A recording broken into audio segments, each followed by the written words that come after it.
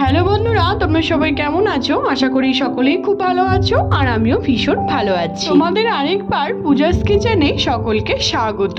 আজকে আরেকটি নতুন রেসিপি নিয়ে চলে এসেছি বন্ধুরা। সেটি হলো একটি পপুলার ডিশ বলতে পারো। এটি হলো পালক পনির।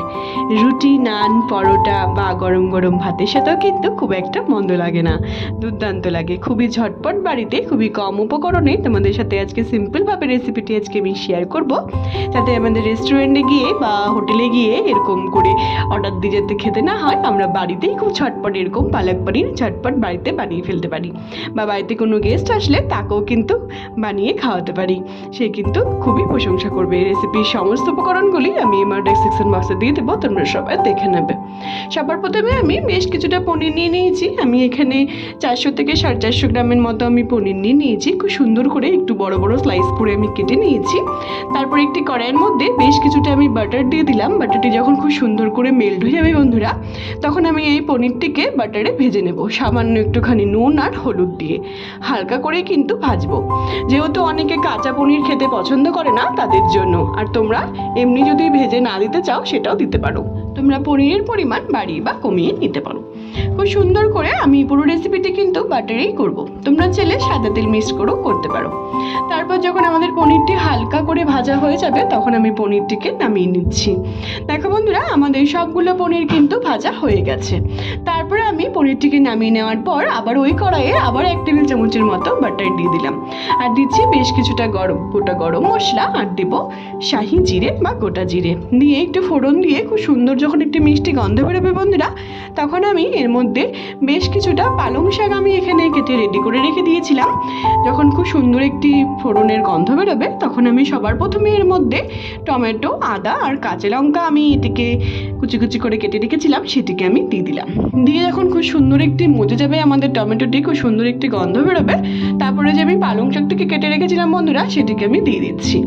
এটি কিন্তু আমি নিরামিষভাবেই করছি। তোমরা নিরামিষের দিনে যখন আমরা বুঝে পাই না যে কি রান্না করব, তখন কিন্তু এই রেসিপিটি তোমরা খুব সহজেই বানিয়ে ফেলতে পারবে ঝটপট। আর তোমরা এই রেসিপিতে পেঁয়াজ বা রসুনও অ্যাড করতে পারো, কিন্তু সেটি নিরামিষের দিনে কিন্তু খাওয়া যাবে না, তার জন্য আমি তোমাদের সাথে নিরামিষভাবে শেয়ার করছি। তারপরে এখানে বেশ কিছুটা আমি ধনেপাতা কুচি দিয়ে দিলাম। এখানে আমি যাতে আমাদের সবুজ কালারটি বজায় থাকে, তার জন্য আমি এখানে বেশ কিছুটা ধনেপাতা কুচি অ্যাড করে দিলাম। তারপর যখন দেখবো আমাদের পালং শাকটি খুব সুন্দর করে মজে গেছে, তখন আমি এর মধ্যে স্বাদ মতো নুন অ্যাড করে দিচ্ছি। নুন অ্যাড করে দিয়ে আবার নেড়ে চেড়ে বেশ কিছুক্ষণ ধরে এটিকে রান্না করে নেব। পালং শাকের পরিমাণটি বন্ধুরা তোমরা বাড়িয়ে বা কমিয়েও কিন্তু নিতে পারো। আমি তোমাদের সাথে পরের এপিসোডে আমিষভাবে এই পালক পনিরের রেসিপিটি আরেকবার শেয়ার করব। এখন নিরামিষভাবেই শেয়ার করছি। তারপর এখানে যখন খুব সুন্দর করে আমাদের এটি রান্না হয়ে যাবে বন্ধুরা, তখন আমি এটিকে নামিয়ে নিচ্ছি। একটি পাত্রের মধ্যে আমি নামিয়ে নেওয়ার পর সম্পূর্ণটিকেই আমি কিন্তু নামিয়ে নিয়েছি ঝোল সহ। তারপর এখানে যখন খুব সুন্দর করে এটি ঠান্ডা হয়ে যাবে মোটামুটি, তখন একটি মিক্সিতে দিয়ে আমি খুব সুন্দর একটি পেস্ট তৈরি করে নেব আমাদের পালক পনিরের জন্য। তোমরা একটার পর একটা স্টেপ দেখতে থাকো। তোমরা বিশ্বাস করো বন্ধুরা, এই পালক পনিরের রেসিপিটি এতটাই টেস্টি হয় খেতে, ভাত, রুটি, নান, পরোটা আর গরম গরম ভাতের সাথেও কিন্তু দুর্দান্ত জমে যায়। দেখো আমাদের পালক পনিরের পেস্ট কিন্তু একদম তৈরি হয়ে গেছে। কতটা সুন্দর লাগছে দেখতে, দেখতেই পাচ্ছ। তারপরে এখানে ওটি রেডি করে নেওয়ার পর আমি কড়াইয়ের মধ্যে আবার 1 থেকে 1.5 চামচের মতো আমি বাটার দিয়ে দিলাম।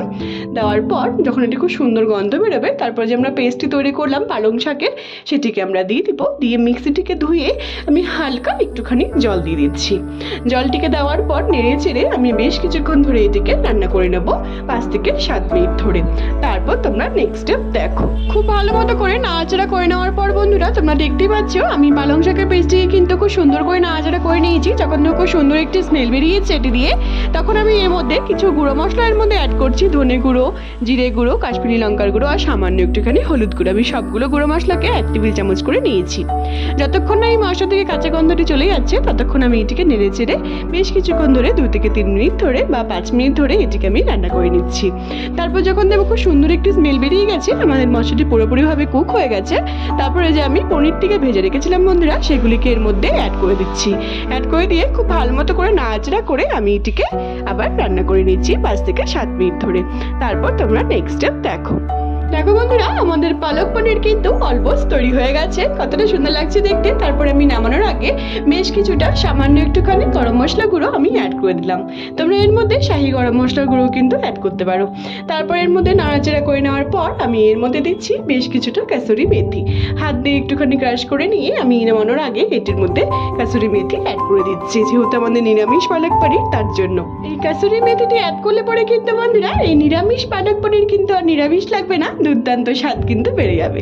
আর সবার লাস্টে দিচ্ছি বেশ কিছুটা ফ্রেশ ক্রিম, বা তোমাদের ঘরে যদি ফ্রেশ ক্রিম না থাকে তোমরা দুধের সরকে খুব ভালো মতো করে ফেটিয়ে এর মধ্যে অ্যাড করতে পারো। স্বাদ কিন্তু খুব একটা ডিফারেন্স হবে না। তারপর দেখো বন্ধুরা, আমাদের এই পালক পনির কিন্তু অলমোস্ট ডান, একদম তৈরি হয়ে গেছে। গরম গরম ভাতের সাথে রুটি, নান, পরোটা, পোলাও সব কিছুর সাথে কিন্তু জমে যাবে। বাড়িতে কোনো রকম কোনো গেস্ট আসলে তাদেরকে যদি তোমরা এরকম করে পালক পনির বানিয়ে খাও তারা কিন্তু খুবই খুশি হয়ে যাবে। আর কিন্তু আমাদের রেস্টুরেন্টে গিয়ে এই পালক পনির অর্ডার করে কিন্তু খেতে হবে না। আমরা বাড়িতেই কিন্তু খুব কম উপকরণে খুবই কম সময়ে আমরা এই রেসিপিটি কিন্তু ঝটপট বাড়িতে বানিয়ে ফেলতে পারবো। তোমরা অবশ্যই বাড়িতে একবার ট্রাই করে আমাকে জানিও বন্ধুরা, তোমাদের এই নিরামিষভাবে পালক পনিরের রেসিপিটি কেমন লাগলো। যদি ভালো লেগে থাকে বন্ধুরা তাহলে অবশ্যই আমাকে কমেন্টের মাধ্যমে জানিও তোমাদের রেসিপিটি কেমন লাগলো। আর যদি অনেক অনেক অনেক ভালো লেগে থাকে তাহলে অবশ্যই কিন্তু শেয়ার করতে আমার রেসিপিটিকে কিন্তু একদমই ভুলো না। তোমরা যদি আমার চ্যানেলে নতুন বন্ধু হয়ে থাকো বন্ধুরা তাহলে অবশ্যই আমার চ্যানেলটিকে সাবস্ক্রাইব করতে কিন্তু একদমই ভুলো না, যাতে আমি যখনই কোনো নতুন রেসিপি ছাড়বো তোমরা সেই রেসিপিগুলি সবার প্রথমে পেয়ে যাবে।